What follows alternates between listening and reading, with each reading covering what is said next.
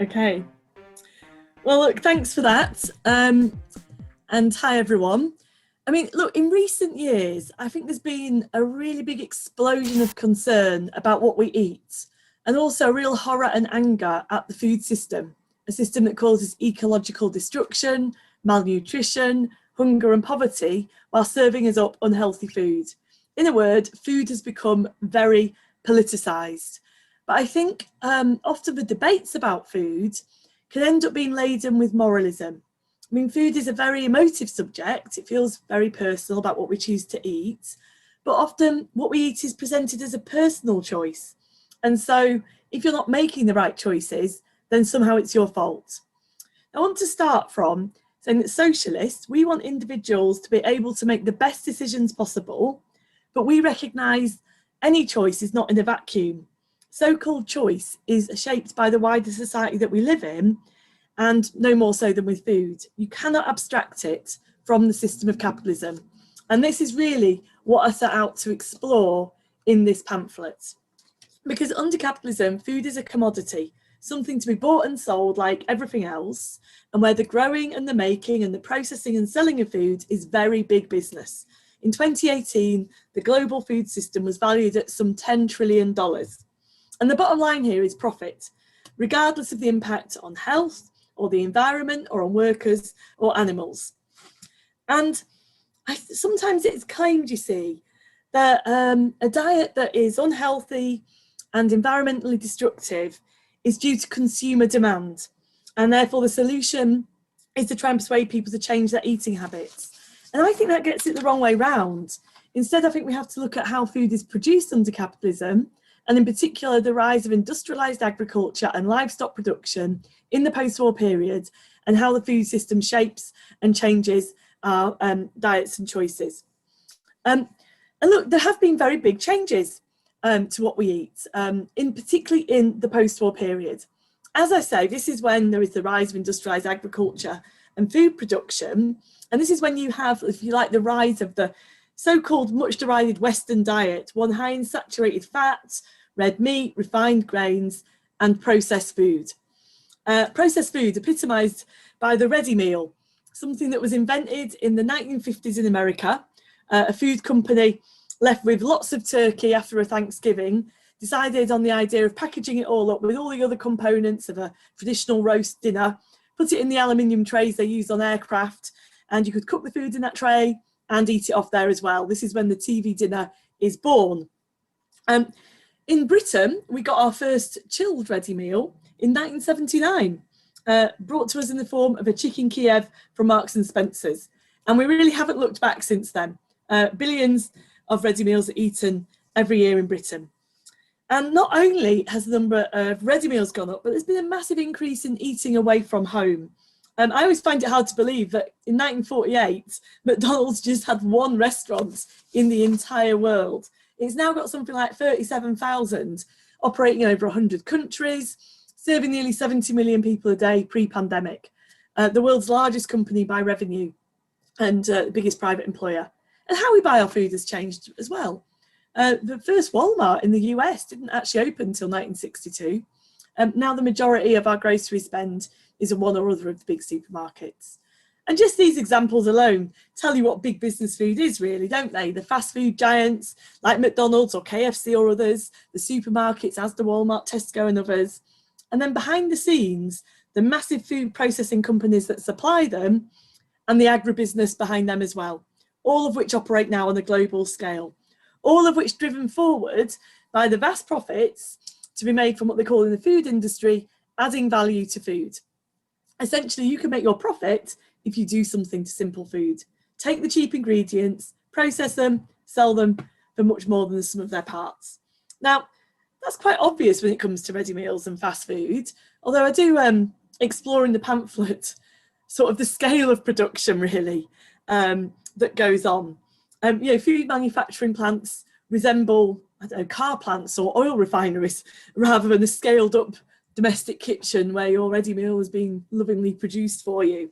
And all the processing that goes on destroys a lot of the flavour, that has to be added back in. So there's a massive flavourings industry that's been related, lots of chemical alterations going on in a lot of our foods, and designed to kind of reach bliss points, as they call them in the industry. That point where we will override our instinct that we're full and carry on eating more of those foods. But it's also true that a lot of the foods we eat are industrially processed in ways that we'd be surprised at. You know, even if you say, well, Amy, I don't eat ready meals or takeaways or anything like that, actually there's less obvious types. Sometimes they appear like they're healthy. Smoothies, yogurt, bread, cheese, fruit juice, often all being processed in some ways. Even fruit and vegetables that may appear to be in their raw and unaltered state on the supermarket shelves may not have escaped. I came across the example of the giant washing machines. One of them is called the Weimar Veggie Polisher that supermarkets use to wash and polish things like carrots and potatoes, so that when they appear on the shelves, they look like they're wet, glistening and just being picked, but actually it removes the surface membrane on their skins. And we could go on about lots of these aspects of processing. I suppose the question is, why does this take place, really? And there is this revolution in food processing in the post-war period. Technological changes make it possible to produce processed foods that last longer. Mass production techniques are introduced. I always think it's important to say as well that there were changes to the workforce and family life and working hours, particularly in Britain and the US. You know, I think that long working hours make ready meals and processed foods and fast foods a necessity for many people. It's not really a surprise that the countries that consume the most in the West, as I say, Britain and the US, have the longest working hours as well. But look, before I come to some of these changes in the post-war period, I think it's also really important to say that there was never a golden age of good capitalist food production. And in the pamphlet, I do look at what Marx had to say about food production and food systems, which actually was integrated into a number of his larger works.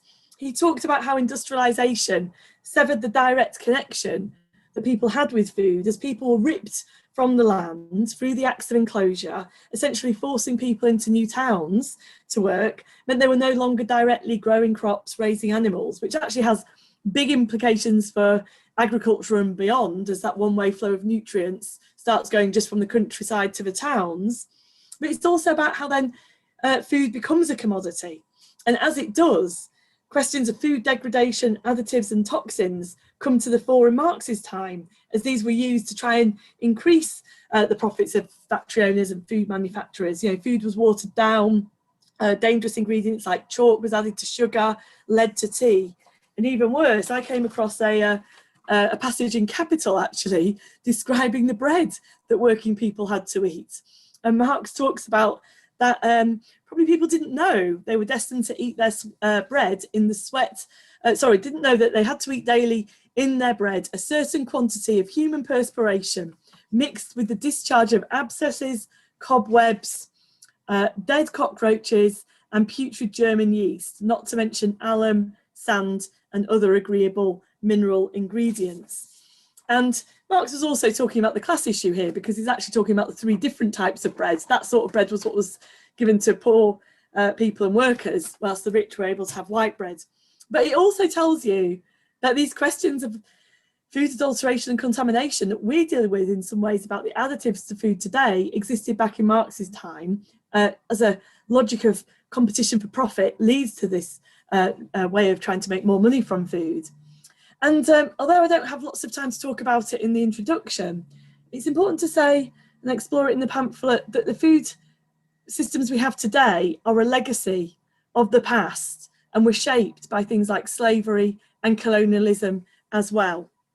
But there is this big change in the post-war period that has big implications for processed food. And that's because farmers were encouraged to grow corn and soya and wheat and rice, which are the key grains at the heart of nearly all the processed foods we know today. And they were offered things like subsidies and direct payments and loans that led to the overproduction of these ingredients for processed foods.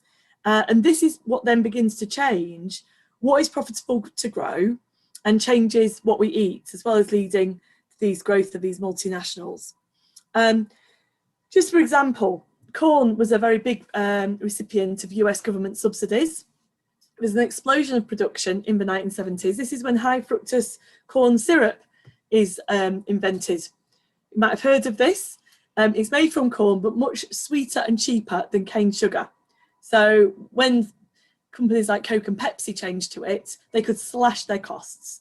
But it's not just used for drinks. It's like got a range of uses. It extends shelf life, can make baked goods look like they've just been baked, but very, very bad for us in terms of impact on our health. It's also true that these subsidies then really encourage farmers to grow grain for cattle. And again, from the 1950s in America, there's a big drive to encourage people to eat more beef. So you can, maybe people felt like they were making a free choice to eat more burgers, but there was a concerted effort for them to do so, also combined with then the growth of the fast food giants.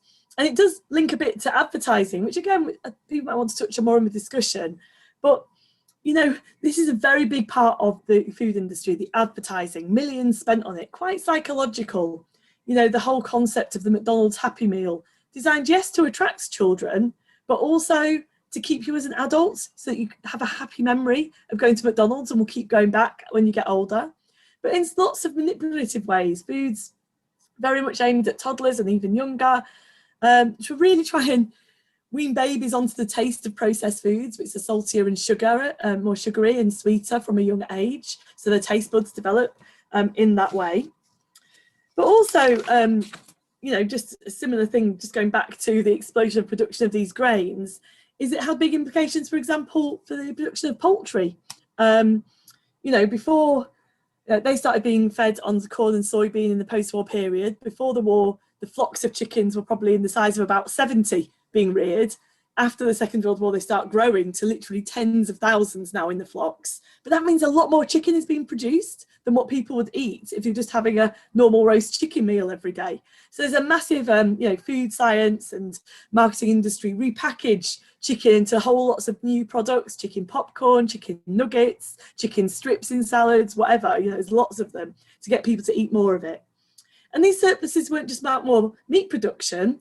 Actually, processed cereal was another massive growth area, to use those cheap exports from the US of corn and wheat to create something that's very profitable, actually most often nutritionally debased, even though it likes to set itself up as a health food and sponsor sports things as well.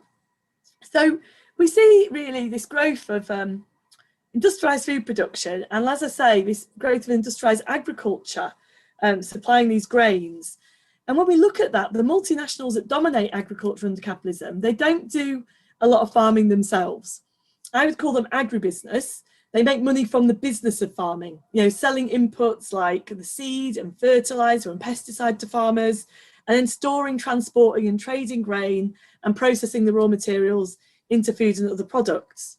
And in the pamphlet, I use the example of a company called Cargill. Now, this is when I normally ask for some audience participation just to see who might have heard of Cargill. I'll also know if you read my pamphlet or not. Oh, John, he's getting in there. He's heard of Cargill. Full marks, John. I know, Rabs, Eileen, maybe as well. A few people there, good. I find it interesting because not very often most people in the meeting haven't heard of Cargill. But Cargill is one of the world's largest private corporations. Its sales in 2020 were $115 billion. And it is at the heart of producing just about all the essentials for processed foods. It employs over 150,000 people in 70 different countries, trades everything from animal feed, meat, cocoa, salt, soya, you name it in the food industry. Cargill probably is nearly around there. I read a statistic saying that all the eggs used in McDonald's in the US had passed through Cargill. That's like 2 billion eggs a year. It has its own fleet of ships, something like 500 ships to help distribute its products around the globe. But the point here is that companies like Cargill got big as a result of the US government's agricultural policies. The subsidies meant that they could produce things like corn and wheat below the cost of production and then go and capture the domestic market of other countries, particularly in the global south. And then they're helped again by, you know, US government negotiators at the World Trade Organization, World Bank, the IMF, that forced countries to open up their markets to these agricultural exports. And once the market's open, companies like Cargill go in, essentially dump grain and outcompete the local farmers. And this is the model that I would say is having a very big impact as it is spread around the globe on the environment and on our diets. It's a very industrialized model that then is exported. And as I said earlier, this is quite bad for us, the sorts of foods that we're being offered in this way. But also, I think what's come to the fore is very much that impact as well on the environment and the impact of industrialized agriculture in that way. Now you can look at it in different ways, but what's interesting is that when you think about carbon emissions, I think it's something about a quarter of the world's total emissions come from agriculture, forestry and land use. It's a big chunk, but that means 3/4 come from elsewhere. So even if that was all changed, 3/4 of those emissions are coming from the fossil fuel companies, and we have to keep pointing our direction of anger at them. But it is true that global food production and modern agriculture are very destructive in lots of other ways, destroying wildlife, polluting rivers, and actually contributing to tropical deforestation, and that most of this industrialized agriculture is reliant on fossil fuels, the fertilizers, the pesticides, the plastic packaging and transportation. And it brings us really to an aspect of looking at agriculture under capitalism, something that's characterized by monocultures, one crop repeatedly grown in vast quantities, allows for standardization of sale and transportation, strips the soil of its nutrients. Modern agriculture also characterized now by the use of hybrid seeds and often genetically modified seeds. These are different to traditional ones where farmers would be able to save the seed from their strongest crops to replant the next year. They can't be replanted, hybrid and GM seeds, which is obviously very good for the big companies because farmers have to rebuy the seeds every year. But it also leads to a very heavy use of pesticides and fertilizers because the hybrids are bred to respond to them. And this has had a big impact on biodiversity. And in the pamphlet, I actually draw on a book by someone called Timothy Wise. It's a book called Eating Tomorrow, fantastic book, where he goes around the globe actually and looks at different farming ways and the impact of these methods. But he starts in the state of Iowa in the American Midwest, which is at the heart of the US Corn Belt. And there you get this stark vision of agriculture under capitalism, where this vast landscape is dominated by corn and soya. Very few people, all the small farm holdings knocked out by the giant big multinationals really. 100% of this corn and soya is genetically modified. Massive use of what was then Monsanto's Roundup being used. And lots of this corn and soya not even being used for people, but points to another feature of agriculture under capitalism. And that is actually, it was being used to feed animals. Particularly in Iowa, there's 8,000 pig farms in vast feedlots, something like 20 million pigs at any one time. But as well as that, also these crops being used for biofuels in the ethanol refineries that are in that area. And the result really has been this massive soil erosion in Iowa and massive pollution of their rivers, all the animal manure, the fertilizer, the pesticide running off into the rivers. So they've created the world's biggest water treatment plants to try and, look after their water. But then, that water hasn't just stayed in the river in Iowa, it's run off down and emptied into the Gulf of Mexico and created an 8,000 square mile dead zone where all sea life has essentially been suffocated and died. And I say this because you think about the Iowa experience, and this would be a warning of the dangers of industrialized agriculture. But this is exactly what agribusiness wants to roll out across the globe and does so in different ways, through land grabs in places like Malawi or Mozambique, or actually the free trade treaties that I referred to before. It was actually the NAFTA Treaty of 1994 that forced Mexico, which is the centre of origin for maize, it's where it was first domesticated, and there are 22,000 varieties of all different types of maize there. It forced Mexico to open its markets precisely to the GM maize coming from Iowa. And it then began to import those quantities of that very different sort of corn, which became the basis for more processed foods and completely transformed much of the diet of Mexican people, leading to actually a massive rise in obesity as well. And you look at some of these practices, they've also, I think, led us very much to the current situation we're in now with coronavirus. You think about as agribusiness spreads across the globe, incursions into previously uncultivated lands, fragile lands, rainforests that were harbouring, isolating, if you like, groups of animals where coronaviruses lurk in animal reservoirs, but they were isolated off in very complex biodiversity systems. Actually, as they're infringed upon, the process of zoonosis is much more likely as virus spreads from those animals to humans. And another part, though, of what I bring out in the pamphlet, hopefully, is when you look at this big picture of food production under capitalism, you can't abstract one aspect from the rest. And so even if something says that it's vegan, plant-based or organic, doesn't necessarily mean it's been produced sustainably. If you look at organic farming, much of it has come under the control of multinationals using quite highly intensive monocropping techniques that are not that much more sustainable. Go through examples, quinoa, a recent superfood marketed as really in the West. This is an ancient Andean staple, actually part of quite a complex cropping system on the hillsides, involved llamas as well, actually, in the rotation system. But now really it's been brought down and cultivated as a monocrop in large mechanized fields, which has led to less varieties being produced and also hardship for traditional communities and impacts on the environment. Or you could think of Mexico clearing its rainforest to grow avocados to take advantage of the boom. Or you could think of nuts. 80% of the world's almonds come from highly intensive farms in Central Valley in California, where they can really grow through a cocktail of chemicals sustaining them. And we could go on. But the point here, just to maybe bring things to an end and conclude, is looking at how the practices of capitalist agriculture have shaped our diet and impacted on the environment and contributed to climate change.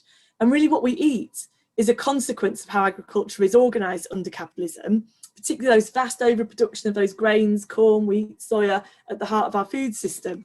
And so the point here is that food that is unhealthy or destructive of the environment is not a consequence of consumer choice, but a result of how capitalism is organised and those corporate interests backed by governments and politicians. And so the solution, I don't think, can be just individual dietary changes. It has to be a radical transformation of the entire food system. And here I'm hopefully going to finish on something a little bit more positive, because I have done this meeting and people were a bit like, well, Amy, this is all a bit depressing. What on earth am I now going to eat? But look, the flip side to this is there are massive battles over food, agriculture, food production. You think about the mass peasant movements that have resisted land grabs, have resisted being forced from their land. The fights in Mexico against GM maize, the fights by farmers to save their seeds.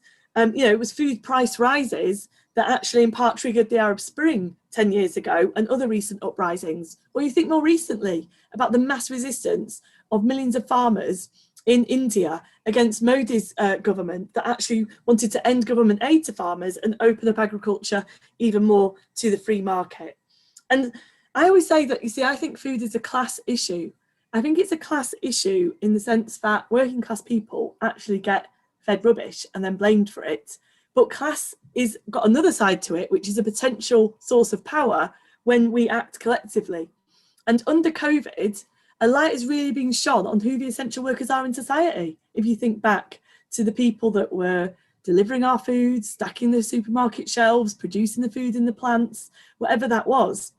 And actually we saw instances of collective action as groups of those workers took action and walked out over questions of safety, taking strike action in that way, really.